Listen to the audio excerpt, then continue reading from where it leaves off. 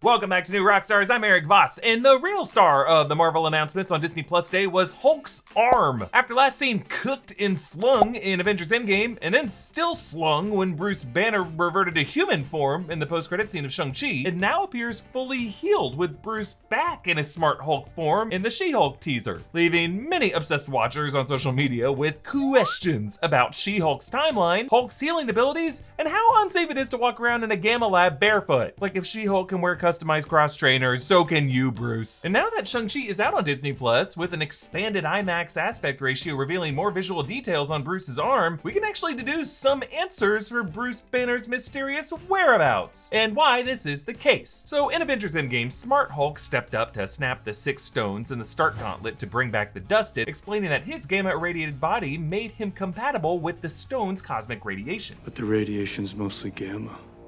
It's like, I was made for this. He actually told them earlier that he achieved his current fuse status via a pretty vague summary of some experiments he had been doing. 18 months in the Gamma Lab.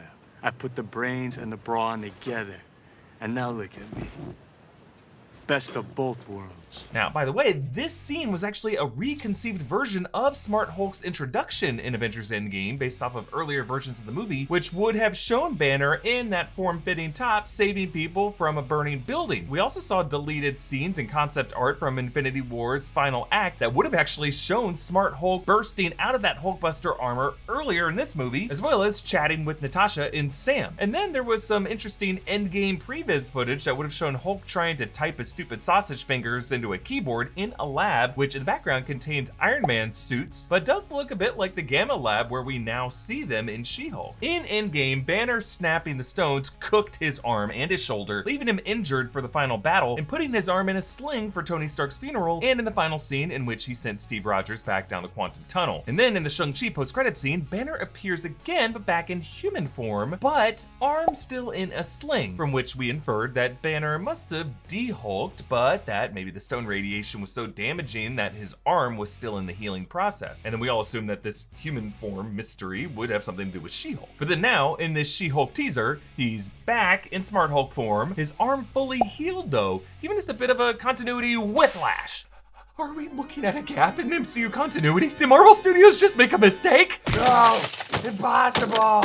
One explanation many of you have asked me about is that maybe this particular scene in She-Hulk could be taking place before the main Endgame events, like after Banner's 18 months in the Gamma Lab, sometime during the years of the blip. This explanation would set Jennifer Walters' transformation into She-Hulk during the blip, before Banner's big green arm was burned. Now, I do see the logic of that, but I just doubt that will be the case, because suggesting that Jennifer Walters already had her powers during the final battle of Endgame would just pose too many questions about where she was during those events, why she didn't help. Now, yes, you could argue that Marvel has done flashbacks to the blip era before, like WandaVision similarly flashback to Monica Rambeau's moments right as the blip ended, but in general, Marvel definitely seems to be looking forward, focusing on Endgame's aftermath and setting new superhero transformation moments in the present. Why? Well, they want to keep the focus on the hero and avoid the setting overshadowing the character. Like, think about it, the blip was a crazy post-apocalyptic period of time, somewhere between The Leftovers and Mad Max. One that I hope the MCU explores in future titles, but setting Jen Walters' crucial transformation moment into She-Hulk in the middle of the blip might make this story more of a blip series than a She-Hulk series. Just take it from an MCU timeline nerd who has been burned too many times for sweating these kind of details. Marvel loves to include Easter eggs to reward fans and reference other titles to set stuff up, sometimes to conceal plot twists and promo footage, but they almost never spend VFX money like this to make things needlessly complicated and paint themselves into continuity corners, like they would be doing here if they said this was taking place before Endgame. Too many questions. Really, folks, in this case, I think Hulk's arm and his Hulk to human back to Hulk transition tells us a far more straightforward and, in my opinion, more interesting story about his healing process and how that process relates to She-Hulk's origin. Part of doing this job is you have to look at everything closely and listen to everything closely. And to listen to things closely, gotta have good headphones and earbuds. And when I'm doing anything on the go, walking my dog, working out,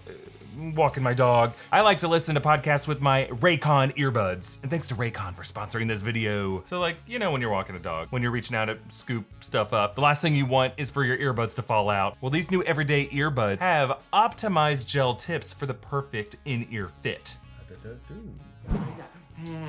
I love you so much. I love you so much.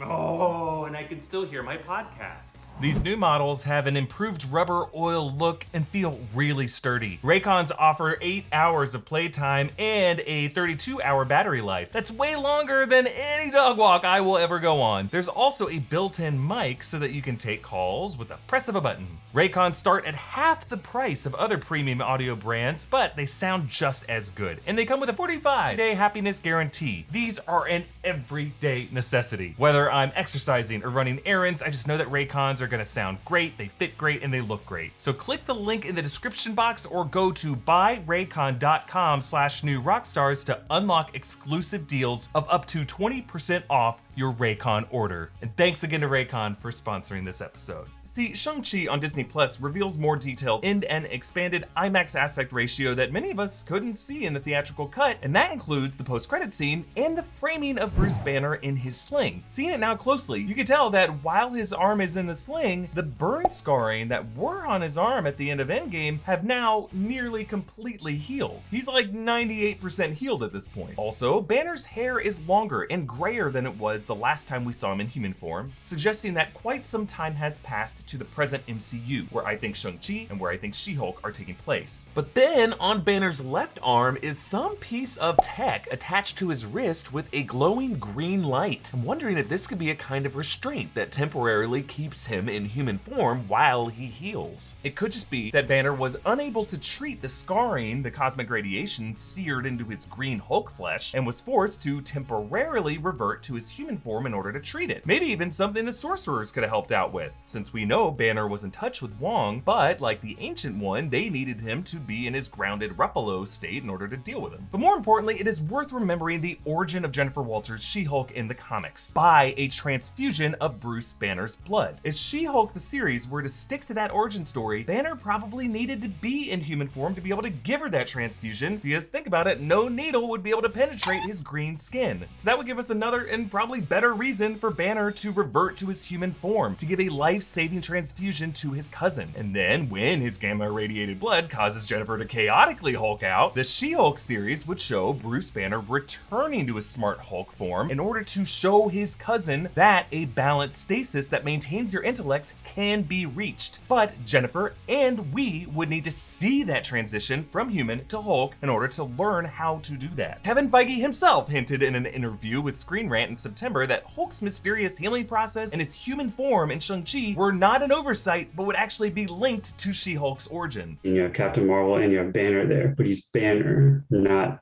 Hulk, not Smart Hulk. Interesting. So He's Banner, his arm's in a sling, if you notice that. why is he back to being in like a human form? And does this have anything to do with his future or She-Hulk, something like that? All good questions, sir. All very good, very observant questions. You will find out why that is the case. Yes, this tells us that Banner being a human in Shang-Chi was not a mistake, but rather an intentional step in Marvel's plan to bring She-Hulk into the MCU. He wouldn't need to be a human in Shang-Chi if the healed arm in She-Hulk meant that the plan for the scene was for it to be a blip flashback. No, I think we're gonna see that healing process finalized, and it's gonna connect medically to his cousin getting her powers, and both Bruce and Jen will Hulk up together, like Peter B. Parker teaching Miles Morales how to thwip, except now instead of thwip, it's gonna be rip, because there's no way hoodies stretch that far. Hey, to support this channel, you can check out one of our great merch options at newrockstarsmerch.com. Follow me on Instagram and Twitter at EA Voss. Follow New Rockstars. Subscribe to New Rockstars for breakdowns and analysis of everything Marvel. Thanks for watching. Bye.